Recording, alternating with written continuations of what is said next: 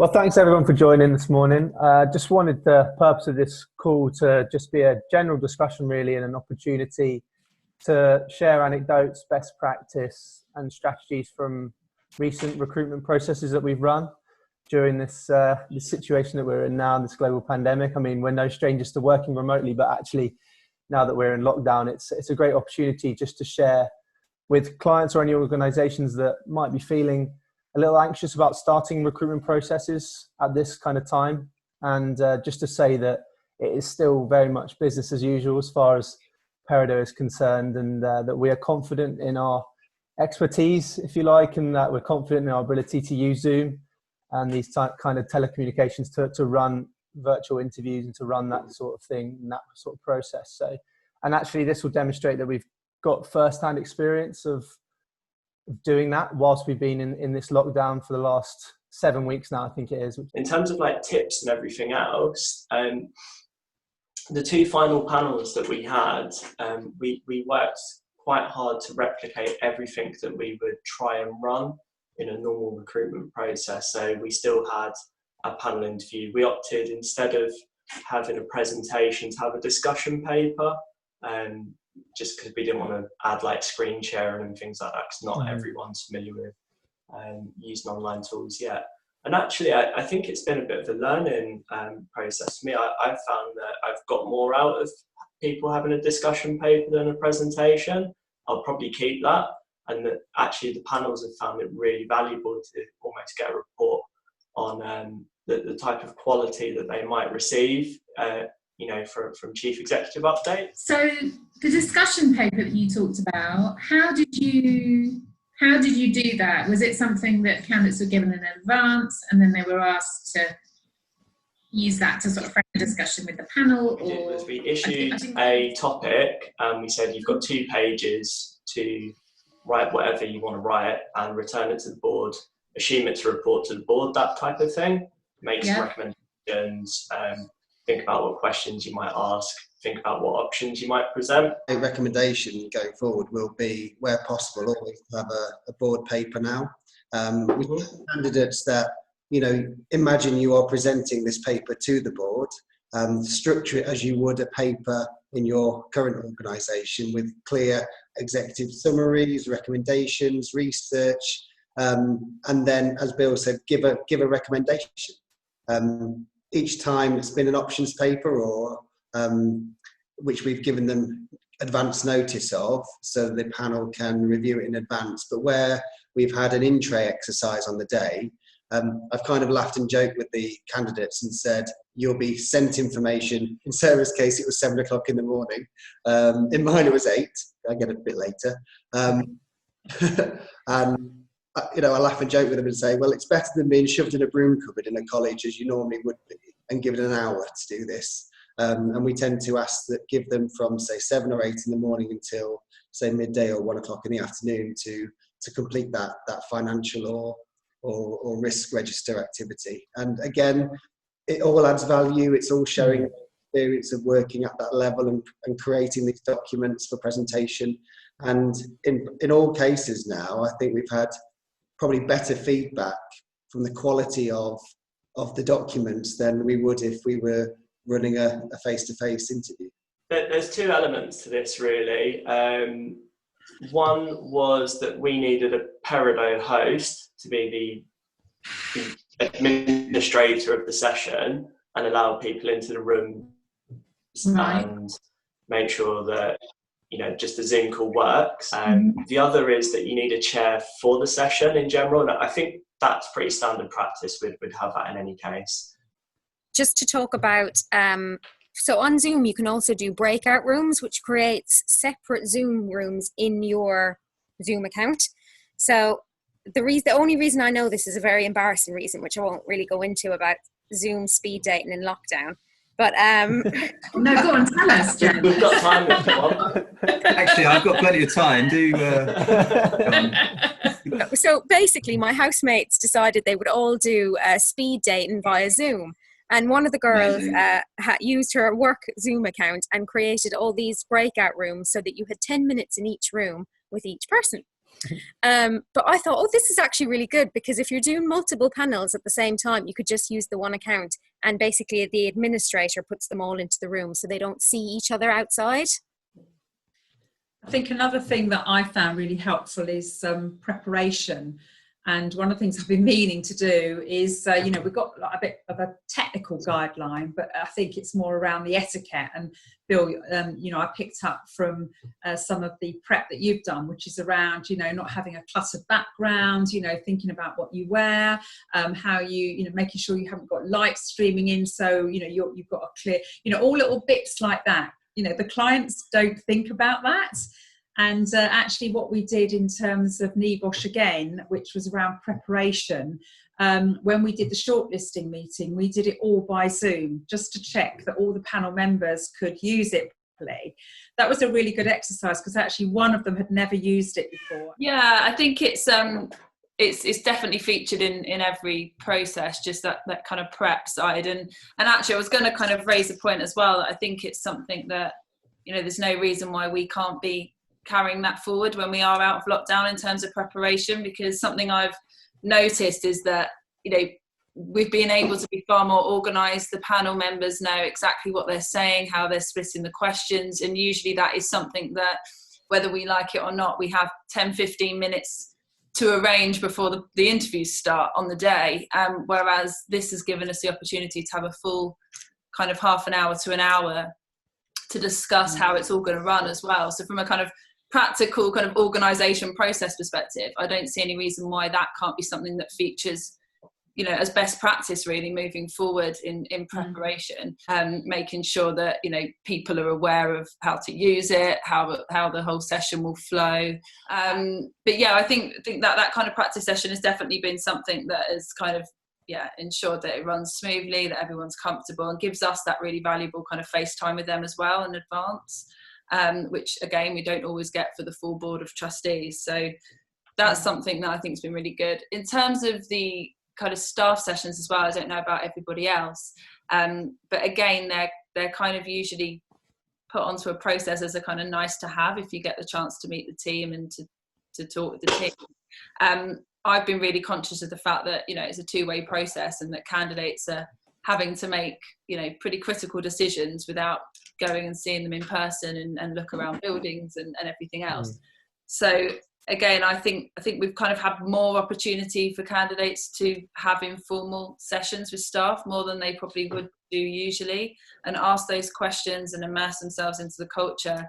So yeah, again, I think that's something we could also look at building on. So I guess what I'm saying is if clients feel that we're kind of compromising and we're cutting corners at the moment, I think it's actually the opposite. We're having to be so much more thorough. We're having to engage in more conversations. We are being creative, and actually in many cases it's enhancing the process rather than compromising. That's something that I've been particularly mindful of, is that we spend a lot of our time reassuring clients that everything's going to be okay. They can make a decision on a candidate over Zoom, etc., etc. But the candidate needs to also feel as if they've had the same level of kind of care and support and information in these strange times. Particularly as in my processes, a lot of them have been stepping away from chief executive roles amidst a kind of global pandemic, which doesn't make them look particularly great. So it's just really giving them that hand-holding and reassurance throughout as well. Probably a really obvious point, just candidate prep sessions, as Liz said, trying to do as many of those over video as possible to get the Zoom etiquette down, but also have that FaceTime that quite often we don't have as early on in some of the processes that we run.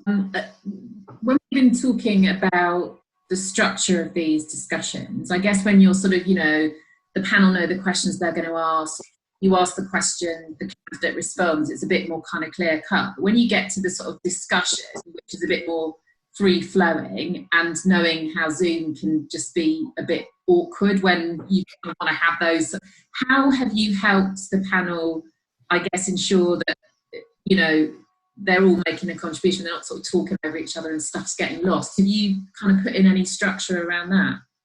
I mean, I've been fortunate in having some really strong chairs as part of the process that have wanted to kind of lead that panel. But in one of the instances, I was asked to do that. And I think it's just about literally going around the room. So I kind of opened up with, you know, a bit of a thank you. Obviously, you've just finished the interview, so often to give people just a little break, just to kind of stretch their legs and have a little walk around and come back. But then I'll go through each candidate, usually in kind of order of appearance, as it were, and just go around each person and just get some initial thoughts.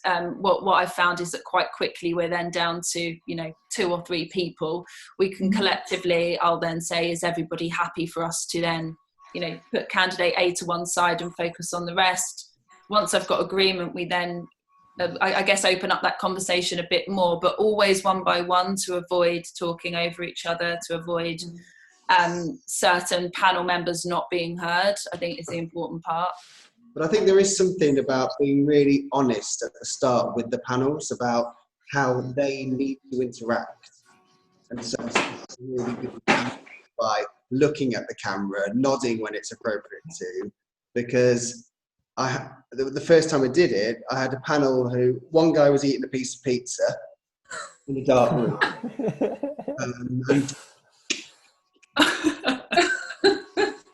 Another person just looked so disinterested and bored and not really. And so that, I thought, this is so rude. It's incredibly rude. They're not intending to, but they just forget that actually they are on camera and can be seen.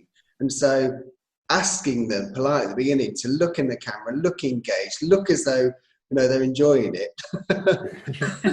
It motivates the candidates on, especially for unremunerated roles as well.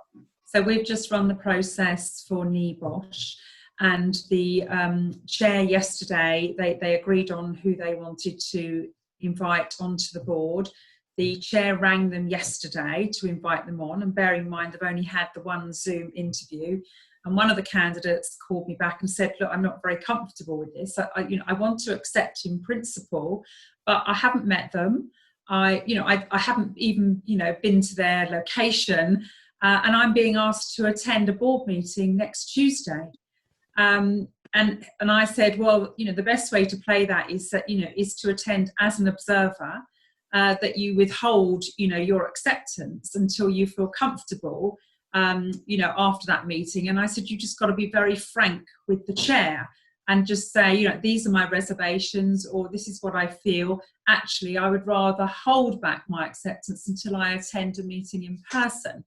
So I just wonder whether anybody's got any examples around that of where candidates have been offered an opportunity but actually don't want to accept, because with a board position, you're talking of a commitment of 3 to 4 years. And if you're just doing it on one Zoom call, that's really difficult.